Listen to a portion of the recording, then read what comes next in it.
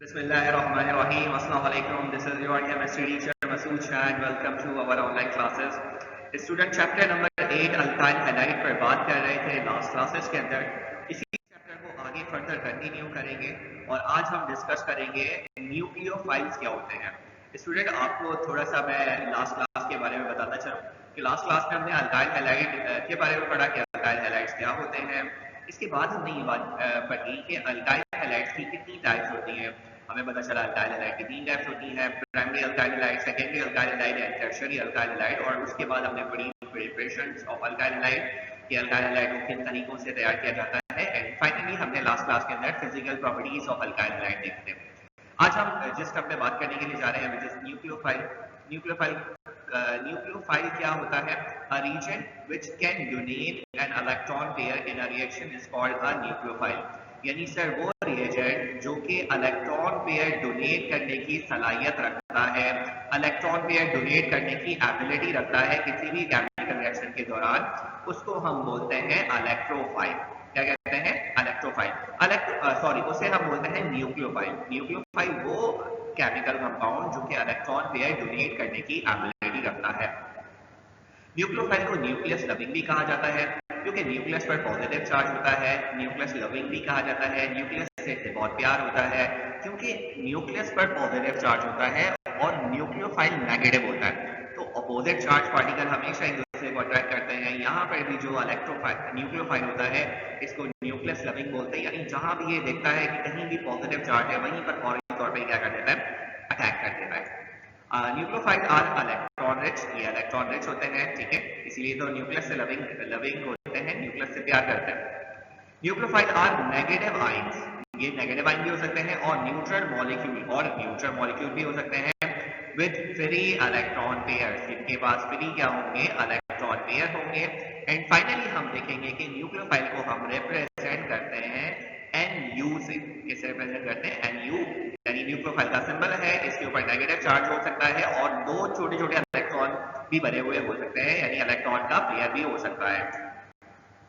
अच्छा, अगेन बात करते हैं, आपने याद रखना है न्यूक्लियोफाइल क्या होता है? जिसके अंदर एबिलिटी होती है डोनेट एन इलेक्ट्रॉन पेयर को डोनेट करने की, ठीक है।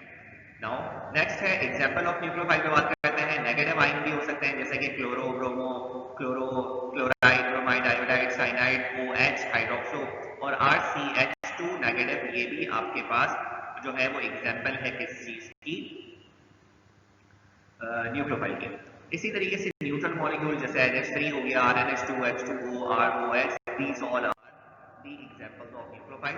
नाउ अब हम बात करते हैं इलेक्ट्रोफाइल्स पर। इलेक्ट्रोफाइल्स क्या होते हैं? Are agent which can accept an electron pair, जिसके पास एबिलिटी होती है इलेक्ट्रॉन पेयर को एक्सेप्ट करने की, यानी एक्सेप्ट करेगी वो इलेक्ट्रॉन पेयर। जो कि डोनेट करता है वो न्यूक्लियोफाइल है, जो एक्सेप्ट करेगा वो क्या होगा? इलेक्ट्रोफाइल। यानी अगर वो इलेक्ट्रॉन पेयर को एक्सेप्ट कर रहा है तो इटसेल्फ वो पॉजिटिव होगा, ठीक है। इलेक्ट्रोफाइल को इलेक्ट्रॉन लविंग भी कहा जाता है। इलेक्ट्रोफाइल्स आर इलेक्ट्रॉन डेफिशिएंट, ये यूजुअली क्या होंगे? इलेक्ट्रॉन डेफिशिएंट होंगे, यानी इनमें इलेक्ट्रॉन की कमी होगी।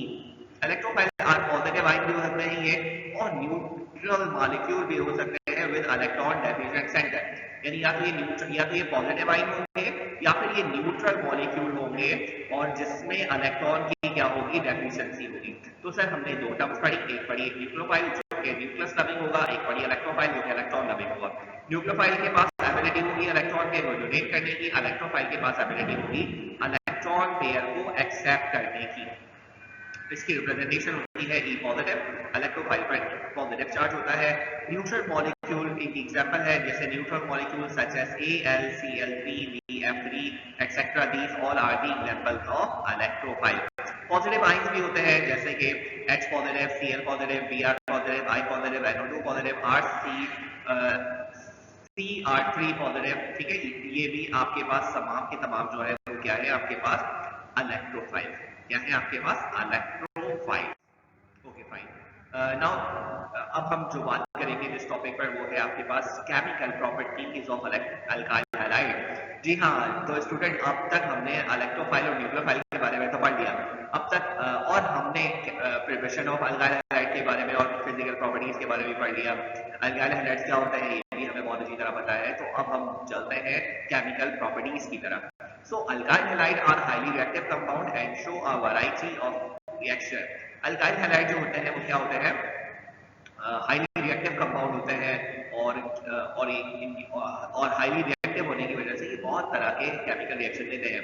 The reactivity of alkyl halide is due to the polarity of carbon halogen bond, यानी कि कार्बन और हैलोजन के दरमियान जो बॉन्ड होता है उसकी पोलैरिटी की वजह से अल्काइल हैलाइड्स क्या होते हैं, हाईली रिएक्टिव होते हैं। यानी सर जो कार्बन होता है वो लेस रिएक्टिव होता है, आपको मालूम है हैलोजन जो होते हैं वो तमाम के तमाम हाईली रिएक्टिव होते हैं। तो अगर एक एटम हाईली रिएक्टिव है तो उसके ऊपर पार्शियली नेगेटिव चार्ज आ जाता है क्योंकि वो इलेक्ट्रॉन पेयर को अपनी तरफ अट्रैक्ट करता है, और दूसरे वाले एटम के ऊपर पार्शियली पॉजिटिव चार्ज आ जाता है क्योंकि वो क्या करता है, यानी दो एटम के दरमियान अगर बॉन्ड होगा तो वो एटम जो इलेक्ट्रॉन पेयर को क्या करेगा, एक्सेप्ट करेगा। जिसकी इलेक्ट्रोनेगेटिविटी की वैल्यू ज्यादा होगी उस पर पार्शियली नेगेटिव, जिसकी इलेक्ट्रोनेगेटिविटी की वैल्यू कम होगी उस पर क्या होगा, पार्शियल पॉजिटिव चार्ज आ जाएगा। तो यानी इसका मतलब ये हुआ, यानी यहाँ पर हमने क्या बात डिस्कस की कि ये जो आपके पास अल्काइल हैलाइड होते हैं they are highly reactive. Polarity पर अगर हम बात करते हैं तो पोलैरिटी और रिएक्टिविटी जो है वो इसलिए भी इनकी ज्यादा होती है क्योंकि आपके पास जो अल्काइल हैलाइड होते हैं, ये आप देख रहे हैं ये आपके पास क्लोरोमीथेन है। अब देखें स्टूडेंट, यहाँ पर कार्बन के साथ 3 अदद हाइड्रोजन लगे हुए हैं और इस कार्बन के साथ ये क्या लगा हुआ है, एक अल्काइल हैलाइड लगा हुआ है। तो सर यहाँ पर जो ये जो हैलोजन है, हैलोजन की इलेक्ट्रोनेगेटिविटी की वैल्यू ज्यादा होगी। हैलोजन की इलेक्ट्रोनेगेटिविटी की वैल्यू ज्यादा होने की वजह से ये इलेक्ट्रॉन पेयर को अपनी तरफ अट्रैक्ट कर लेगा। जब इलेक्ट्रॉन पेयर को अपनी तरफ अट्रैक्ट कर लेगा तो इसके ऊपर पार्शियल नेगेटिव चार्ज आ जाएगा और इस कार्बन के ऊपर कौन सा चार्ज आ जाएगा, पार्शियल पॉजिटिव चार्ज आ जाएगा। ठीक है, तो halogen are more electronegative than carbon, halogen ज्यादा इलेक्ट्रोनेगेटिव होते हैं कार्बन के मुकाबले में। Carbon halogen bond is polar, ये जो बॉन्ड होता है वो पोलर होता है क्योंकि यहाँ पर पोल्स होते हैं, क्लोरीन के ऊपर पार्शियल नेगेटिव और कार्बन के ऊपर partial positive. So carbon has partial positive charge, carbon के ऊपर पार्शियल पॉजिटिव चार्ज होता है। Carbon can be attacked by a nucleophile, carbon पर जो है वो क्या होता है, अटैक होता है न्यूक्लियोफाइल का। Halogen can leave with the electron pair, और जब कार्बन के ऊपर न्यूक्लियोफाइल अटैक करेगा तो यहाँ से हैलोजन लीव कर जाएगा इलेक्ट्रॉन पेयर को लेता हुआ। तो अब जो आगे रिएक्शन देखोगे आप ये देखोगे, देखो इस पूरे के पूरे कंपाउंड में कार्बन जो है वो क्या है, आपके पास पार्शियल पॉजिटिव है, हैलोजन पार्शियल नेगेटिव है। तो यहाँ पर जो रिएक्शन होंगे वो न्यूक्लियोफाइल का मतलब क्या होता है, न्यूक्लियस डबिंग। न्यूक्लियस डबिंग का मतलब ये है कि वो पॉजिटिव चार्ज को ढूंढेगा। तो न्यूक्लियोफाइल अटैक करेगा इस कार्बन एटम के ऊपर, जब इस कार्बन एटम के ऊपर अटैक करेगा तो यहाँ से chlorine as a leaving group के तौर पर लीव कर जाएगा। So these all are the chemical properties of alkyl halide. तो chemical properties को फर्दर आगे चलते हैं। Generally alkyl halide undergo following two type of reaction. alkyl halide दो तरह के रिएक्शन देते हैं। एक टाइप होती है जिसको आप SN रिएक्शन बोलते हैं, यानी न्यूक्लियोफिलिक सब्स्टिट्यूशन रिएक्शन बोलते हैं, आगे जाके इस पे डिस्कस करेंगे। और जो दूसरी टाइप है वो कहलाते हैं बीटा एलिमिनेशन रिएक्शन या फिर इनको एलिमिनेशन रिएक्शन कहा जाता है। सबसे पहले हम बात करेंगे कि न्यूक्लियोफिलिक सब्स्टिट्यूशन रिएक्शन क्या होता है और एसएन रिएक्शन क्या होता है, यानी टाइप 1 पर बात करेंगे। तो एसएन रिएक्शन को हम एसएन रिएक्शन क्या होता है, यानी सब्स्टिट्यूशन तो होती है अभी, यानी substitution reaction which involve the initial attack by nucleophile, यानी आपके पास सब्स्टिट्यूशन तो हो रही है लेकिन न्यूक्लियोफिलिक सब्स्टिट्यूशन हो रही है, यानी अटैक जो कर रहा है वो कौन कर रहा है, न्यूक्लियोफाइल कर रहा है। और सब्स्टिट्यूट भी कौन होगा, न्यूक्लियोफाइल होगा। जो अटैक करेगा वही आगे क्या हो जाएगा, सब्स्टिट्यूट हो जाएगा। तो यहाँ जो सब्स्टिट्यूशन होगी वो न्यूक्लियोफाइल की वजह से होगी, इसीलिए इस रिएक्शन को हम बोलते हैं न्यूक्लियोफिलिक सब्स्टिट्यूशन रिएक्शन। ठीक है स्टूडेंट। अच्छा, इसकी आपके पास एसएन रिएक्शन में एस का मतलब होता है सब्स्टिट्यूशन और एन का मतलब क्या होता है, न्यूक्लियोफिलिक, यानी जो अटैक कर रहा है वो कौन है, न्यूक्लियोफाइल है। और एस जो है वो आपके पास स्टैंड फॉर सब्स्टिट्यूशन। ठीक है, जैसे मिसाल के तौर पर ये एक अल्काइल हैलाइड आपको नजर आ रहा है, ये आपके पास कार्बन के साथ जो है वो कौन है, क्लोरीन है। कार्बन की बाकी 3 वैलेंसीज जो है वो हाइड्रोजन से कंप्लीट है। क्लोरीन पर पार्शियल नेगेटिव चार्ज आएगा, कार्बन पर पार्शियल पॉजिटिव चार्ज आएगा। न्यूक्लियोफाइल मिसाल के तौर पर OH नेगेटिव आयन जो है वो क्या है, न्यूक्लियोफाइल है। तो न्यूक्लियोफाइल क्या कर रहा है, न्यूक्लियोफाइल की क्या ख्वाहिश होती है, इसकी ख्वाहिश होती है कोई ऐसी जगह मिल जाए जहां पर पॉजिटिव चार्ज हो, जहां पर इलेक्ट्रॉन डेफिशिएंसी हो, मैं फौरी तौर पर उस पर क्या कर दूं, अटैक कर दूं। तो न्यूक्लियोफाइल फौरी तौर पर इस कार्बन के ऊपर क्या करेगा, अटैक करेगा। जब न्यूक्लियोफाइल इस कार्बन के ऊपर अटैक करेगा तो यहाँ पर क्या होगा, ये chlorine as a leaving group के तौर पर निकल जाएगा। यहाँ से ये वाला बॉन्ड जो होगा वो क्या होगा, ब्रेक होगा। जब ये बॉन्ड ब्रेक होगा तो प्रोडक्ट में क्या बनेगा, क्लोरीन निकल कर चला जाएगा और उसकी जगह OH आकर लग जाएगा। तो chlorine as a leaving group के तौर पर जो होगा वो निकल जाएगा एज अ क्लोराइड आयन की फॉर्म में, और आ जाएगा उसकी जगह पर वो न्यूक्लियोफाइल आएगा जिसने अटैक किया है। तो स्टूडेंट यहाँ पर जो OH है वो न्यूक्लियोफाइल है, ये जो क्लोरोमीथेन है ये सबस्ट्रेट कहलाता है, ये जो आपके पास प्रोडक्ट बन रहा है ये प्रोडक्ट कहलाता है, और जो आयन या जो भी पार्टिकल निकल कर जाएगा वो क्या कहलाएगा, लिविंग ग्रुप कहलाएगा। तो इस तरीके से यहाँ पर ये रिएक्शन होता है कि न्यूक्लियोफाइल अटैक करता है और जो आपके पास अल्काइल हैलाइड यानी कि हैलोजेंस होंगे वो क्या कर जाएंगे, लीव कर जाएंगे। और न्यूक्लियोफाइल कहाँ पर अटैक करेगा, न्यूक्लियोफाइल अटैक करेगा इलेक्ट्रोफिलिक सेंटर में, यानी वहां अटैक करेगा जहां पर पॉजिटिव चार्ज है। न्यूक्लियोफाइल के पास इलेक्ट्रॉन है वो वहां अटैक करेगा जहां पर पॉजिटिव चार्ज होंगे, क्योंकि अपोजिट चार्ज तो एक दूसरे के ऊपर अटैक करते हैं। कुछ एग्जांपल्स आपके सामने शो करता हूं, example of nucleophilic substitution reaction और SN रिएक्शन। देखें ये डिफरेंट चार्ज तरह के रिएक्शन दिख रहे हैं, इसमें ये हाइड्रोक्साइड आयन है, एल्कोक्साइड आयन है, साइनाइड आयन है और ये अमोनिया गैस है। ये चारों एज अ न्यूक्लियोफाइल के तौर पर एक्ट करेंगे और ये चारों अल्काइल हैलाइड पर अटैक करेंगे। चारों कंडीशन में जो आपके पास हैलाइड आयन होगा वो लीव करके चला जाएगा और क्या बच जाएगा, और क्या यानी R के साथ न्यूक्लियोफाइल जो होगा वो अटैच हो जाएगा। ठीक है, देखिए सबसे वन वाले में बात करते हैं, हाइड्रोक्साइड आयन का जो नेगेटिव यानी इलेक्ट्रॉन पेयर होगा वो R पर, यानी कि क्योंकि R के पास पॉजिटिव चार्ज होगा, R जो के पास पार्शियली पॉजिटिव होगा क्योंकि R की इलेक्ट्रोनेगेटिविटी हाइड्रोजन के मुकाबले में कम है, तो वो जो OH का नेगेटिव आयन होगा जब वो R पर अटैक करेगा तो ये जो हैलोजन होगा वो लीव कर जाएगा और यहाँ पर OH जो होगा वो क्या हो जाएगा, अटैच हो जाएगा। इसी तरीके से RO यानी एल्कोक्साइड आयन का जो इलेक्ट्रॉन पेयर होगा जिसको लोन पेयर बोलते हैं वो भी R पर अटैक करेगा और क्या बन जाएगा, ROR जिसको हम बोलते हैं ईथर।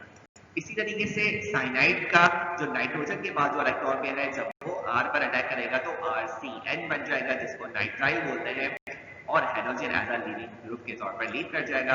और अमोनिया का जब आपके पास नाइट्रोजन अटैक करेगा तो यहाँ से जो X निकलेगा एज अ लिविंग ग्रुप के तौर पर निकलेगा और RNH2 बन जाएगा जिसको हम बोलते हैं प्राइमरी अमाइन। ठीक है, तो ये चार आपने एग्जांपल्स देखी कि भाई किस तरह से जो है वो न्यूक्लियोफाइल अटैक करता है और न्यूक्लियोफाइल आके सब्स्टिट्यूट हो जाता है। ठीक है, इसीलिए इन रिएक्शन को हम बोलते हैं न्यूक्लियोफिलिक सब्स्टिट्यूशन। अच्छा, अब ये जो न्यूक्लियोफिलिक सब्स्टिट्यूशन रिएक्शन समझ तो आ गई हमें क्या होता है। अब इनकी दो टाइप्स होती है। ठीक है, टाइप्स ऑफ न्यूक्लियोफिलिक सब्स्टिट्यूशन पर बात करेंगे। Alkyl halide can undergo nucleophilic substitution reaction by following to mechanism. दो तरीके के मैकेनिज्म को फॉलो करते हैं ये। ठीक है, पहला जो मैकेनिज्म होता है वो कहलाता है bye molecular nucleophilic substitution reaction और SN2 मैकेनिज्म। देखो सबसे पहले हमने न्यूक्लियोफाइल पे बात की, इलेक्ट्रोफाइल पे बात की, फिर हमने बात की कि न्यूक्लियोफिलिक सब्स्टिट्यूशन रिएक्शन, फिर हमने बात की कि न्यूक्लियोफिलिक सब्स्टिट्यूशन रिएक्शन क्या होती है। हमने बात कर लिया कि न्यूक्लियोफाइल अटैक करेगा और सब्स्टिट्यूट हो जाएगा। फिर हमने कहा कि ये जो न्यूक्लियोफिलिक सब्स्टिट्यूशन रिएक्शन होते हैं इसकी दो टाइप्स होती हैं। पहली टाइप होती है SN2 और जो दूसरी टाइप होती है वो SN1 कहलाती है। ठीक है, तो स्टूडेंट पहली टाइप जो है वो क्या कहलाती है, SN2 और दूसरी टाइप जो है वो SN1 कहलाती है। SN2 का मतलब होता है, S का मतलब होता है सब्स्टिट्यूशन, N का मतलब होता है न्यूक्लियोफिलिक और 2 का मतलब होता है बायमॉलिक्यूलर। यानी यहाँ पर दो मॉलिक्यूल इन्वॉल्व होते हैं रेट डिटरमाइनिंग स्टेप के अंदर। यानी जब भी केमिकल रिएक्शन का रेट को डिटरमाइन किया जाता है तो दो मॉलिक्यूल जो है वो क्या होते हैं, इन्वॉल्व होते हैं। इसीलिए इसे हम बोलते हैं बायमॉलिक्यूलर रिएक्शन। क्या बोलते हैं, बायमॉलिक्यूलर। बायमॉलिक्यूलर क्या बोलते हैं, बायमॉलिक्यूलर, क्योंकि यहाँ पर दो मॉलिक्यूल इन्वॉल्व होंगे। कितने मॉलिक्यूल इन्वॉल्व होंगे, दो मॉलिक्यूल इन्वॉल्व होंगे। इसी तरह SN1, S stand for substitution, N stand for nucleophilic और 1 का मतलब होता है यूनिमोलिक्यूलर। तो ये यूनिमोलिक्यूलर न्यूक्लियोफिलिक सब्स्टिट्यूशन कहलाती है। तो SN मैकेनिज्म की दो टाइप्स होती हैं, बायोमोलिक्यूलर यानी SN2 मैकेनिज्म और यूनिमोलिक्यूलर यानी SN1 मैकेनिज्म। ठीक है, बायोमोलिक्यूलर जिस न्यूक्लियोफिलिक सब्स्टिट्यूशन और SN2 मैकेनिज्म जो है उसको हम किस तरह डिफाइन कर सकते हैं? The type of nucleophilic substitution reaction in which rate determining step involve participation of both the substrate that is alkyl halide and attacking nucleophile is termed as bimolecular nucleophilic substitution or SN2 reaction। अच्छा, ये क्या कह रहे हैं? यानी यहाँ पर हमने क्या बात आपको बताई कि जो आपके पास SN2 मैकेनिज्म होता है उसमें जो रेट डिटरमाइनिंग स्टेप होता है उसमें दो मॉलिक्यूल पार्टिसिपेट करते हैं, यानी आपका जो अल्काइल हैलाइड होगा वो भी पार्टिसिपेट करेगा और जो न्यूक्लियोफाइल होगा वो भी पार्टिसिपेट करेगा।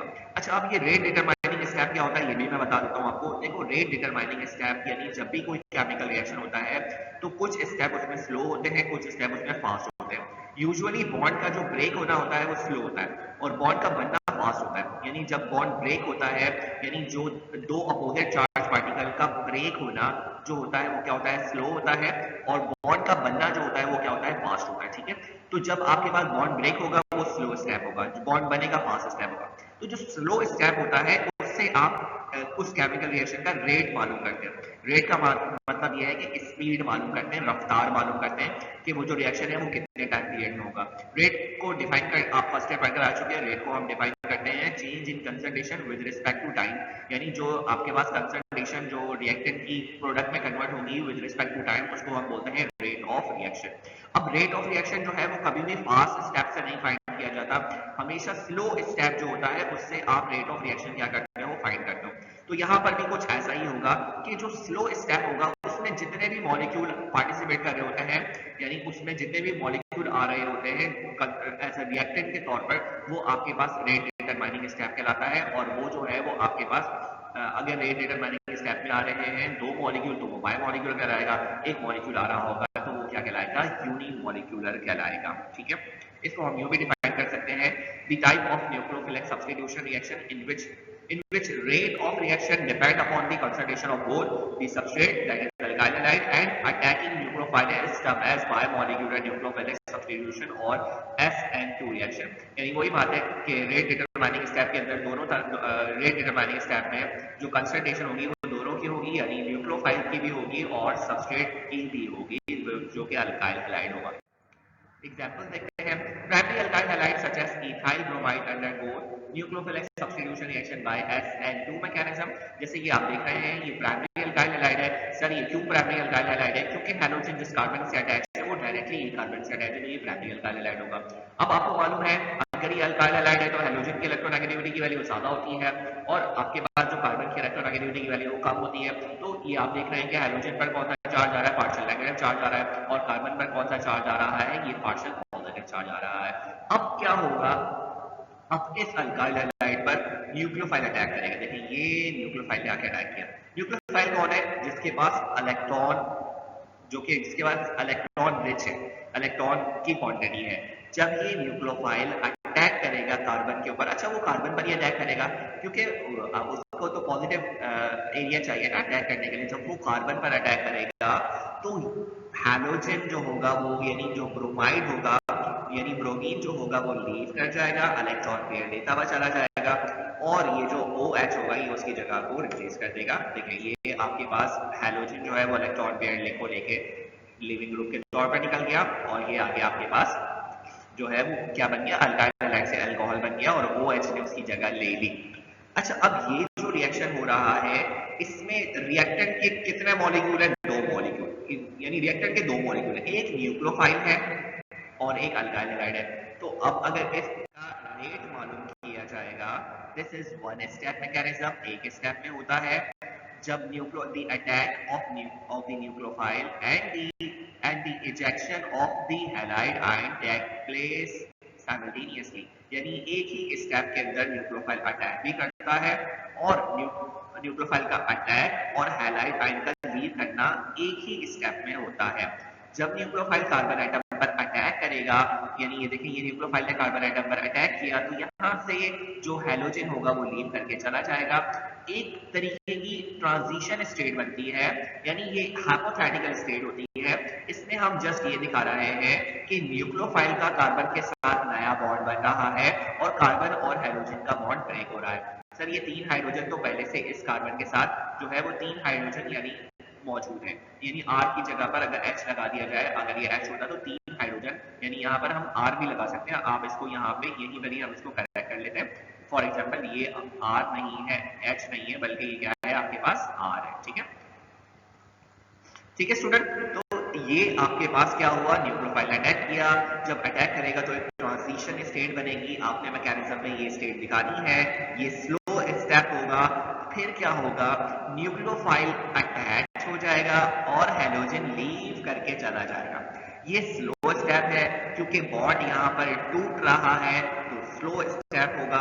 अगर ये स्लो स्टेप है तो इसी स्टेप से हम क्या फाइंड करेंगे, हम फाइंड करेंगे रेट ऑफ रिएक्शन। और रेट ऑफ रिएक्शन यहाँ पर दो मॉलिक्यूल पर डिपेंड करेगा, न्यूक्लियोफाइल पर भी डिपेंड करेगा और अल्काइल हैलाइड पर भी डिपेंड करेगा। तो अगर आपको इसका रेट मालूम करना हो, the rate of SN2 reaction depend on the concentration of both, दोनों पर डिपेंड करेगा, the attacking nucleophile and the substrate यानी that is alkyl halide, because both these species are involved in the rate determining or slow step of the reaction. For example, rate of reaction जो है वो directly proportional है यहाँ पर alkyl halide के और nucleophile पे। देखो जो भी रिएक्शन का जो रेट होता है वो कंसंट्रेशन ऑफ रिएक्टेंट पर डिपेंड करता है, और रेट डिटरमाइनिंग स्टेप में जितने भी रिएक्टेंट होंगे उन सब की कंसंट्रेशन पर डिपेंड करेगा। तो सर ये तो स्लो स्टेप था, यहाँ पर दो तरह के दो मॉलिक्यूल थे, एक था आपके पास अल्काइल हैलाइड और एक था आपके पास न्यूक्लियोफाइल। तो rate of SN2 reaction directly proportional होगा किस चीज के, अल्काइल हैलाइड के और न्यूक्लियोफाइल के। सर हम प्रोपोर्शनैलिटी में काम नहीं करते, हम इक्वालिटी में काम करते हैं। जब आप इक्वालिटी में काम करोगे तो आपके पास एक अदर कांस्टेंट आएगा, इसे रेट कांस्टेंट बोलते हैं। एज सच इससे हमारा कोई लेना देना नहीं है, बस हमें यहाँ पर ये चीज इसलिए बताई है क्योंकि हमने चैप्टर नंबर 8 फर्स्ट ईयर के अंदर पढ़ा हुआ है, वहां पर हमने rate of reaction, order of reaction सारी चीजें डिस्कस की हैं। यहाँ बताने का मकसद ये था कि क्यों इस मैकेनिज्म को SN2 मैकेनिज्म कहा जाता है, क्योंकि यहाँ पर इसको SN2 मैकेनिज्म इसलिए बोलते हैं बिकॉज यहाँ पर जो रेट डिटरमाइनिंग स्टेप होता है उसमें दो मॉलिक्यूल इन्वॉल्व होते हैं। अच्छा, अब बात करेंगे यूनिमॉलिक्यूलर न्यूक्लियोफिलिक सब्स्टिट्यूशन और SN1 पे। The type of nucleophilic substitution reaction in which rate determining step involve participation of only one molecule, that is substrate alkyl halide, is termed as unimolecular nucleophilic substitution और SN1 reaction। यानी वही बात यहाँ पर जो यहाँ क्या कहा, यहाँ क्या स्टूडेंट देखें, वो रिएक्शन जहां रेट डिटरमाइनिंग स्टेप में एक मॉलिक्यूल इन्वॉल्व होगा वो SN1 रिएक्शन कहलाएगा। इसे हम यूं भी कह सकते हैं, the type of nucleophilic substitution reaction in which rate of reaction depend upon the concentration of only substrate that is alkyl halide and is independent of concentration of attacking nucleophile is termed as unimolecular nucleophilic substitution reaction or SN1 reaction। तो भाई वो substitution reaction, वो SN1 reaction जहां rate determining step में सिर्फ एक molecule की concentration होगी उसे हम बोलेंगे SN1 रिएक्शन। क्लियर हो गई यहाँ तक बात? फर्दर आगे SN1 रिएक्शन की एग्जांपल देखते हैं। Tertiary alkyl halides such as tertiary butyl bromide 2-bromo 2-methyl propane undergo nucleophilic substitution reaction by SN1 mechanism. ये आप देख रहे हैं कि ये 2-bromo propane है, यहाँ पर हम थोड़ा सा नेम को करेक्ट कर लेंगे। अच्छा सॉरी, ये जो एग्जांपल है ये सेकेंडरी अल्काइल हैलाइड की है, ठीक है। हम बात कर रहे हैं टर्शरी अल्काइल हैलाइड की, तो यहाँ पर मैं एक और R बना देता हूँ आपके लिए, ठीक है। यहाँ पर C के साथ H नहीं होगा, ठीक है। यहाँ इस कार्बन के साथ जो होगा वो एक और CH3 लगा हुआ होगा। क्या लगा होगा? यहाँ पर CH3, थोड़ी सी यहाँ पर मिस्टेक है, तो ये टर्शरी अल्काइल हैलाइड हो गया, ठीक है। तो ये क्या कहलाएगा? Tertiary alkyl halide. इसका नाम 2-bromo propane नहीं होगा, बल्कि इसका जो नेम होगा वो ये होगा 2-bromo 2-methyl propane। क्या नाम होगा इसका? 2-bromo methyl propane. ठीक है स्टूडेंट, तो ये आपके पास अल्काइल हैलाइड है। जब ये अल्काइल हैलाइड सोडियम हाइड्रोक्साइड से रिएक्ट करेगा तो सोडियम का जो OH होगा ये अटैक करेगा इस कार्बन पर और यहाँ से ब्रोमीन लीव कर जाएगा और आपको NaBr as a side product में मिलेगा और Br की जगह पर कौन जाके अटैच हो जाएगा, OH जाके क्या हो जाएगा, अटैच हो जाएगा, प्लस सोडियम का ब्रोमाइड मिलेगा। ठीक है स्टूडेंट, तो यहाँ पर आप यहाँ पर अगेन ये जो करेक्शन है इसको आप करोगे, यहाँ पर C के साथ क्या लगा होगा, CH3। ठीक है, तो ये आपके पास जो एग्जाम्पल है वो किस चीज की है, यूनिमोलिकुलर की है। ठीक है, अच्छा SN1 stand for unimolecular nucleophilic substitution reaction. Okay fine, this mechanism involve following 2 step, इसमें 2 स्टेप होते हैं। पहले स्टेप में क्या होता है, formation of carbonium ion. In this step alkyl halide ionize reversibly to give a positively charged carbonium ion and halide ion। पहले step में क्या होता है कि जो अल्काइल हैलाइड होगा वो क्या होगा, रिवर्सिबल रिएक्शन के थ्रू जो होगा वो ब्रेक हो जाएगा, आयोनाइज हो जाएगा कार्बोनियम आयन के अंदर और हैलाइड आयन के अंदर। किस तरह होगा, this is slow step because bond का ब्रेक होना स्लो होता है। And rate determine step of the reaction. देखें अल्काइल हैलाइड जो होगा वो रिवर्सिबल रिएक्शन के दौरान, रिवर्सिबल रिएक्शन के जरिए R पॉजिटिव में और X नेगेटिव में जो होगा वो ब्रेक हो जाएगा। लेकिन ये अल्काइल हैलाइड है, टर्शियरी अल्काइल हैलाइड है, स्लो स्टेप है, ये आपके पास कार्बोनियम आयन बन गया, यहाँ से ये बॉन्ड ब्रेक हो गया और आपके पास हैलाइड आयन बन गया। ठीक है, सेकेंड स्टेप में क्या होगा, formation of product. In this step the attacking nucleophile react with positively charged carbonium ion to give the final product. This the first step of the reaction. ये first step होगा reaction का। इसमें क्या होगा, जो आपके पास न्यूक्लियोफाइल होगा वो अटैक करेगा किसके ऊपर, कार्बोनियम आयन के ऊपर और आपको प्रोडक्ट बनाएगा। अगर ये फर्स्ट स्टेप है तो इससे रेट को डिटरमाइन नहीं करेंगे, पहले वाला स्टेप स्लो था उससे रेट डिटरमाइन करेंगे। तो अगर उससे रेट डिटरमाइन किया जाएगा तो वही आपका रेट डिटरमाइनिंग स्टेप होगा और उसमें एक मॉलिक्यूल आ रहा था तो ये यूनिमॉलिक्यूलर है, इसीलिए इसको बोलते हैं SN1 यानी यूनिमॉलिक्यूलर सब्स्टिट्यूशन रिएक्शन। एग्जाम्पल के तौर पर जो कार्बोनियम आयन बना था, कार्बन को न्यूक्लियोफाइल जैसे ही उसको देखेगा फौरी तौर पर उसको अटैक करेगा। दो अपोजिट चार्ज का मिलना फास्ट स्टेप होता है और ये इरिवर्सिबल है और आपको आपका प्रोडक्ट बन जाएगा। तो रेट ऑफ रिएक्शन जो है, the rate of SN1 reaction depend only on the concentration of substrate that is alkyl halide. Rate of reaction directly proportional होगा सिर्फ अल्काइल हैलाइड पर। क्यों? क्योंकि ये फर्स्ट वाले स्टेप पर डिपेंड करेगा, सेकंड स्टेप पर डिपेंड नहीं करेगा। फर्स्ट स्टेप में सिर्फ एक मॉलिक्यूल आ रहा था, इसीलिए ये रेट जो होगा वो सिर्फ फर्स्ट स्टेप पर डिपेंड करेगा। रेट ऑफ SN1 रिएक्शन जो होगा वो आपके पास प्रोपोर्शनलिटी का साइन, इक्वालिटी का साइन आ जाएगा।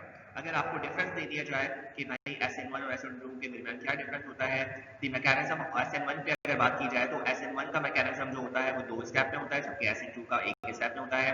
Rate of these reaction depend only upon the concentration of substrate. SN1 में जो रेट ऑफ रिएक्शन होता है वो सिर्फ और सिर्फ सबस्ट्रेट की कंसंट्रेशन पर डिपेंड करता है, जबकि SN2 में rate of these reaction depend upon the concentration of substrate and attacking nucleophile, जबकि यहाँ पर जो रेट ऑफ रिएक्शन होगा वो सबस्ट्रेट पर भी और अटैकिंग न्यूक्लियोफाइल दोनों पर डिपेंड करेगा। These reactions are unimolecular, these reactions are biomolecular, ये unimolecular है, ये biomolecular होता है। These reactions are favored by polar solvent, ये जो है वो polar solvent। अच्छा ये जो वो है वो फेवरेबल कंडीशन जो होती है वो पोलर सॉल्वेंट होती है SN1 की, जबकि SN2 की फेवरेबल कंडीशन जो होती है वो नॉन पोलर सॉल्वेंट होती है। These reactions are shown by tertiary alkyl halide and secondary alkyl halide in polar solvent। ज्यादातर टर्शरी अल्काइल हैलाइड ये रिएक्शन शो करते हैं, जबकि सेकेंडरी अल्काइल हैलाइड भी शो करते हैं लेकिन पोलर सॉल्वेंट के अंदर। These reaction are show in primary alkyl halide, जबकि सेकेंडरी अल्काइल हैलाइड भी शो करते हैं नॉन पोलर सॉल्वेंट के अंदर। तो स्टूडेंट यहाँ पर अगर आपको डिफरेंस दे दिया जाए what is the difference between SN1 and SN2 mechanism, तो यहाँ पर आप डिफरेंस भी बता सकते हैं। अच्छा स्टूडेंट यहाँ पर हम इसको कंप्लीट, यहाँ पर हम आज के इस लेक्चर को जो है वो वाइंड अप करते हैं।